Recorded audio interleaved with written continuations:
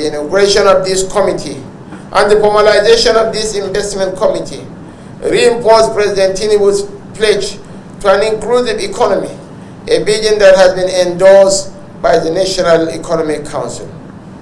We remain resolute in mitigating the short-term effects of economic reforms, expanding financial opportunities, and ensuring that every Nigerian, regardless of geography or status, is integrated into our economic growth story.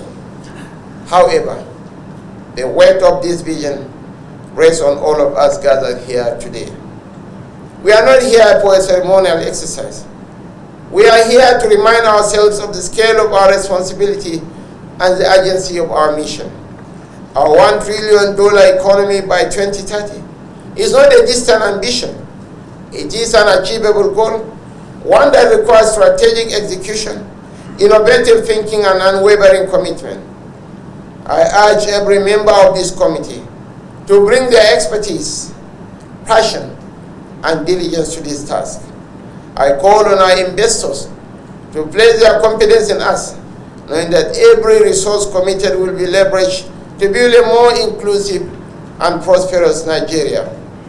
On this note, on behalf of my principal, President Bola Ahmed Tinubu, it is my singular honor and privilege to officially inaugurate the Presidential Committee on Economic and Financial Inclusion to commence the operationalization of the ASO Accord Initiative and formally sign the investment commitment that will drive this implementation. Thank you, and God bless the Federal Republic of Nigeria. Use this opportunity to thank immensely the Vice President for this seal of recognition. The economic and finance inclusion, for me, are veritable pathway for growth and inclusive prosperity. After all, we are only largely as strong as the weakest among us. And I get to be asked often as a governor, how have you been able to increase your revenue exponentially over the period you've been in government? And by the way, we've had to increase our IGR over 1,000% from 30 billion naira to today over 500 billion. And for us, I will tell you, so there are two things here. Economic inclusion, what it means to us is that we cannot grow our economy at the expense of our common humanity. So which means that we have to carry the weakest among us. We have to design programs and policies that target those vulnerable ones, those very weak ones among us. Then, of course, financial inclusion. And that is where I'll be hoping to charge the private sector to come up with a product paper that would see huge investment in the digital infrastructure and also increase the fintech footprint and penetration.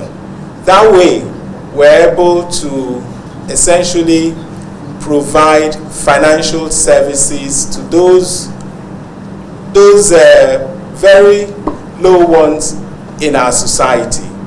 And so I commend very much this initiative. I commend the President of the Federal Republic of Nigeria, President Bola Ahmed Tinubu, for this great initiative.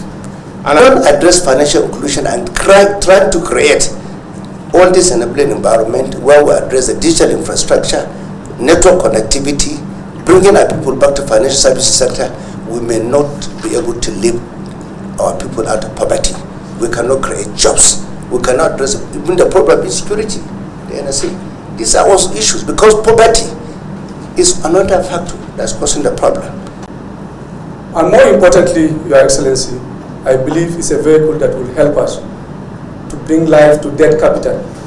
So much is out there, not captured.